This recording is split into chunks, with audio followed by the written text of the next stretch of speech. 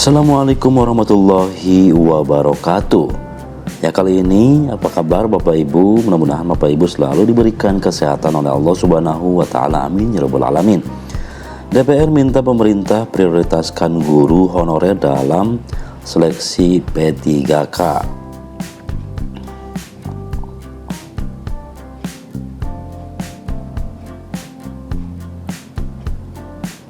Anggota Komisi 9 DPR RI Habib Syarif Muhammad meminta pemerintah memberikan kebijakan afirmatif terkait action atau tindakan afirmatif bagi guru honorer dalam seleksi pegawai pemerintah dengan perjanjian kerja P3K. Habib menegaskan bahwa penataan birokrasi berdasarkan Undang-Undang ASN tidak boleh dijalankan secara kaku hingga mengorbankan para pendidik bertahun-tahun di sekolah negeri. Kemudian di tengah kekurangan guru yang sangat besar, negara dihadapkan pada dilema regulasi jika penghapusan honorer dilakukan tanpa mekanisme transisi yang adil. Yang terancam bukan hanya nasib guru tetapi keberlangsungan pendidikan nasional. Ketidaksinkronan antara Kemendikdasmen dan Kementerian Pan-RB telah menciptakan ketidakpastian hukum yang meresahkan, kata Habib Syarif dikutip pada Sabtu 16 Mei 2026. Persoalan guru honorer saat ini memuncak seiring amanat Undang-Undang Nomor 20 Tahun 2023 yang mewajibkan penataan tenaga non-ASN tuntas pada tahun 2024 lalu. Namun, fakta di lapangan, kata dia, Indonesia justru menghadapi krisis kekurangan lebih dari 480.000 guru dengan laju pensiun mencapai 70.000 orang per tahun.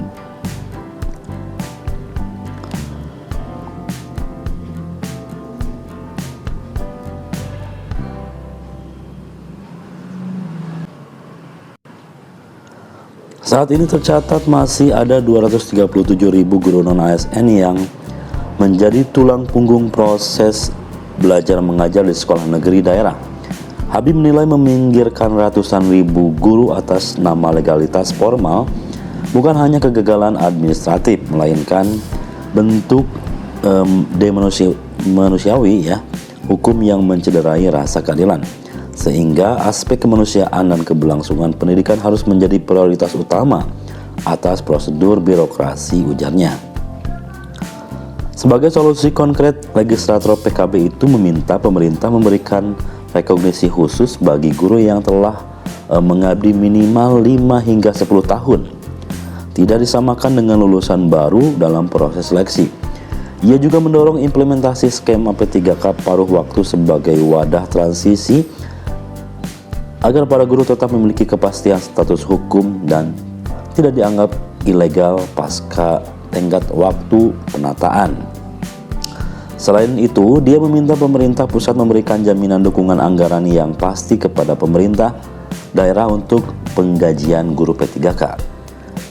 Habib juga mengusulkan moratorium sanksi administratif bagi instansi pendidikan yang masih memperkerjakan guru non-ASN selama kebutuhan guru nasional belum terpenuhi secara mandiri oleh negara. Mengabaikan eksistensi guru honorer atas nama kepatuhan regulasi adalah sebuah kegagalan nalar. Kita tidak boleh membiarkan para pahlawan pendidikan ini menjadi korban dari dari transisi birokrasi. Hukum harus bertindak sebagai instrumen kesejahteraan dan pelindungan sosial, bukan sekedar instrumen penghukum yang kaku pungkasnya. Sementara berita yang dikutip dari gpnn.com, jika 2 hari ini di Jakarta tanpa hasil, P3K dan P3K paruh waktu akan turun ke jalan rencananya.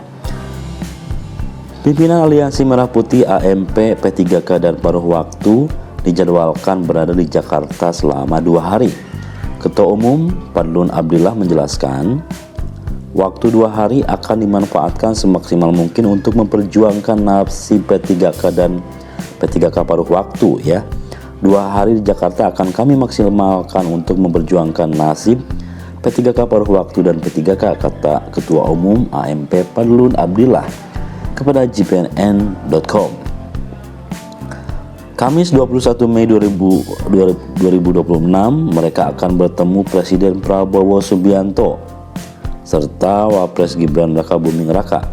Pada hari yang sama mereka juga berencana bertemu Menteri Dalam Negeri Mendagri Tito Karnavian. Jumat 22 Mei 2026 AMP yang merupakan wadah perjuangan P3K dan paruh waktu dan honorer akan beraudiensi dengan Menteri Pendayagunaan Aparatur Negara dan Reformasi Birokrasi Rini Widiantini, Kepala Badan Kepegawaian Negara BKN Zudan Arif Fakrullah, dan Komisi 2 DPR RI. Fadlun menjelaskan audiensi dengan pusat pengambilan keputusan dilakukan sebagai bagian dari langkah persuasif untuk memperjelas nasib P3K dan P3K paruh waktu. Namun ditegaskan jika cara lobby-lobby ini tidak menghasilkan perubahan, nasib mereka langkah selanjutnya ialah terjun ke jalan. Aliansi Merah Putih akan siap turun ke jalan mendukung penuh perjuangan P3K paruh waktu dan P3K, tegasnya. Lebih lanjut dikatakan isu merumahkan ASN P3K di berbagai daerah kini menjelma menjadi bom waktu kebijakan publik. Setelah sekian lama tenaga honorer diperjuangkan statusnya sejak lahirnya Undang-Undang Nomor 5 Tahun 2014 yang kemudian disempurnakan melalui UU Nomor 20 Tahun 2023 tentang ASN, negara justru dihadapkan pada paradoks baru. Ketika pengangkatan ASN P3K meningkat hingga 2025, problem pembiayaan justru membesar dan mengancam keberlanjutan nasib mereka. Mandat penataan tenaga non-ASN sejatinya adalah wujud kehadiran negara dalam memberikan kepastian hukum, kesejahteraan, dan profesionalitas aparatur. Namun, realitas fiskal daerah menunjukkan hal yang berbeda. Di tengah keterbatasan kapasitas keuangan daerah, kebijakan undang-undang hubungan keuangan antara pemerintah pusat dan daerah, khususnya pasal 146 justru menghadirkan tekanan baru. Aturan pembatasan belanja pegawai maksimal 30% dari total APBD di luar tunjangan guru dan TKD.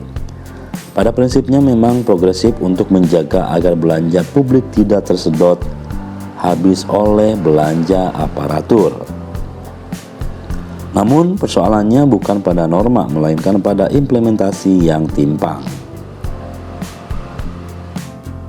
Ketika kapasitas fiskal daerah tidak merata, maka pembatasan tersebut secara de facto menjadi ASN sebagai variabel penyesuaian. Mereka yang baru saja diangkat justru berpotensi menjadi pihak pertama yang dikorbankan. Ini bukan semata soal teknokrasi anggaran, ini soal keadilan kebijakan, ucapnya. ASN tidak boleh diposisikan sebagai beban, apalagi tumbal dari ketidakmampuan fiskal pemerintah daerah.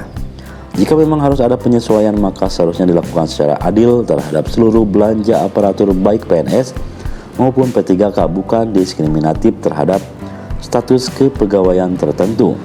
Jika tidak, maka ini mencerminkan kegagalan kepemimpinan dalam mengelola prioritas dan kapasitas fiskal daerah.